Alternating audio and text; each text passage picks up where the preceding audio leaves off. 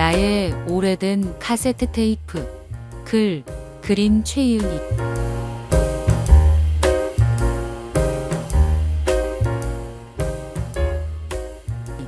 나는 아주 낡은 클래식 카세트 테이프가 하나 있다. 내가 초등학교 때 일이다. 부산에서 살던 외삼촌이 서울에 있는 대학에 다니기 위해 우리 집에서 살게 되었다. 어느 날 학교에서 돌아온 외삼촌이 나에게 카세트 테이프가 들어있는 커다란 상자를 주셨다. 그 상자 안에는 클래식 음악이 녹음되어 있는 카세트 테이프가 들어있었다. 100개가 넘는 카세트 테이프에는 모차르트, 베토벤, 슈베르트, 하이든, 차이콥스키, 요한 슈트라우스 등 여러 작곡가의 주옥 같은 음악들이 녹음되어 있었다. 나는 외삼촌에게 선물 받은 클래식 명곡들을 하루도 빠짐없이 날마다 듣기 시작했다. 그 중에 요한 슈트라우스의 곡들이 제일 좋았다. 요한 슈트라우스의 왈츠를 듣고 있으면 춤을 추고 있는 것 같고, 아름답고 푸른 도나우 강을 듣고 있으면 도나우 강의 풍경이 내 머릿속에 그려지는 듯 했다. 중학생이 되어 친한 친구 덕분에 처음으로 오케스트라 연주를 직접 볼 기회가 생겼다. 세종문화회관 대강당에서 열리는 크리스마스 기념 음악회였다. 오케스트라의 규모도 엄청났고 바이올린을 비롯한 여러 악기를 직접 들었을 때의 감동은 지금도 잊히지 않는다. 그때 처음 나도 바이올린을 연주해보고 싶다는 마음이 생겼다. 하지만 바이올린은 부잣집 친구들이나 배울 수 있는 비싼 악기라서 엄마에게 배우고 싶다는 말을 꺼내지 못했다. 시간이 지나 나는 대학에서 미술을 공부해 넥타이 디자이너로 직장 생활을 시작하고 결혼을 하게 되었다. 그리고 서울에서 지내던 나는 얼마 지나지 않아 아무런 연고도 없는 보령이란 낯선 곳으로 이사를 오게 되었다. 갑자기 이사 간다는 말에 다니던 교회에서 보령에 있는 교회를 소개시켜 주셨다. 그 교회는 시내에서 조금 떨어진 청라면 소재의 아주 작은 시골 교회였다. 서울에서 다니던 교회와는 비교할 수 없을 정도로 작았고 교인도 많지 않은 교회였지만 목사님과 사모님이 너무나 따뜻하게 나를 반겨주셨다.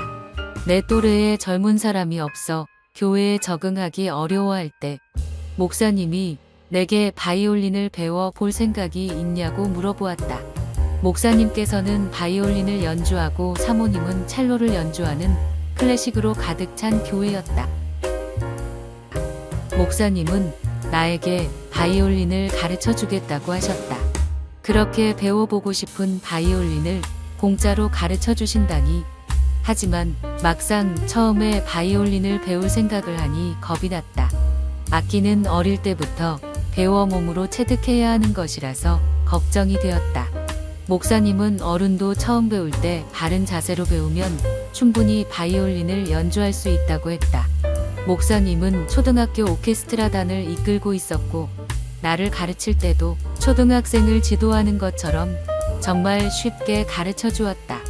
스즈키 바이올린 교본 1권으로 내가 처음 배운 곡은 우리가 잘 알고 있는 작은 별이다. 모차르트의 작은 별 변주곡에 목사님이 가사를 붙여서 자동차가 빵빵하고 노래를 부르며 바이올린 활 쓰는 법을 가르쳐 주셨다. 바이올린 활 쓰기와 운지법을 배우고 나니까 욕심이 생겼다. 나는 연습용 바이올린을 구입하고 그때부터 열심히 배우고 연습도 정말 열심히 했다. 하루 1시간은 기본이고 어떤 날은 3에서 4시간 동안 꼼짝하지 않고 연습만 했다. 아는 사람 하나 없는 보령에서 나에게 위안이 되어준 것은 바이올린이었다. 날마다 연습을 하다 보니 진도가 빠르게 나갔다. 바이올린을 배운 지 6달 정도 되었을 때 스즈키 바이올린 교본 4권을 배우게 되었다. 목사님이 쉽게 알려주셨지만 내 손이 마음처럼 움직이지 않았다.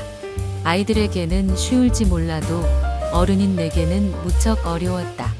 바이올린의 완성이라고 할 수 있는 비브라토가 되지 않아 절망적이기까지 했다.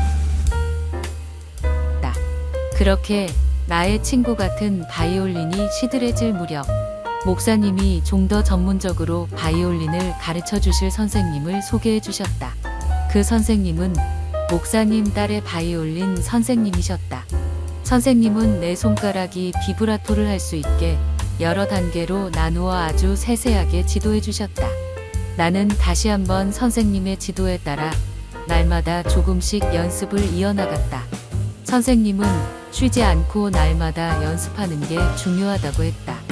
그동안 한번 해보고 안 된다고 포기했던 일들이 수없이 많았는데 바이올린이라는 악기를 배우면서 하루아침에 되는 일은 없다는 것을 새삼 알게 되었다. 그렇게 10개월 정도 연습하던 어느 날 갑자기 비브라토가 되기 시작했다. 나는 뚫듯이 기뻤다. 비브라토를 넣은 바이올린 소리는 훨씬 더 아름다웠다. 바이올린을 배우던 중 나는 임신을 하였다. 그동안의 바이올린 연습은 아이에게 주는 최고의 태교가 되었다. 아이는 클래식 음악을 좋아하고 초등학교에 들어가기 전에 한글을 읽고 쓸 수 있어 학교 공부를 어려워하지 않았다. 그리고 유치원 다닐 때부터 피아노와 바이올린을 가르쳤다. 이를 통해 클래식 음악과 더 친숙해져서인지 아이는 지금도 가요보다 클래식 음악을 더 좋아한다. 딸아이가 다니는 초등학교의 오케스트라 지휘를 우리 교회 목사님이 하셨다. 당연히 딸도 오케스트라 단원으로 목사님과 함께 바이올린을 연주했다. 어느 날 목사님께서 초등학교 오케스트라와 함께 공연을 해보자고 제안했다. 나는 딸과 함께 한 무대에서 공연을 할 수 있게 되었다. 오케스트라에서 연주할 곡은 내가 초등학교 때 클래식 카세트 테이프에서 제일 좋아하며 들었던 요한 슈트라우스의 박쥐의 서곡이었다. 나는 오케스트라의 공연에 함께 할 수 있었고 연주하는 동안 더없이 행복했다. 지금도 나는 시간이 될 때마다 집에서 서로의 눈빛을 바라보면서 딸과 함께 바이올린 연주를 한다.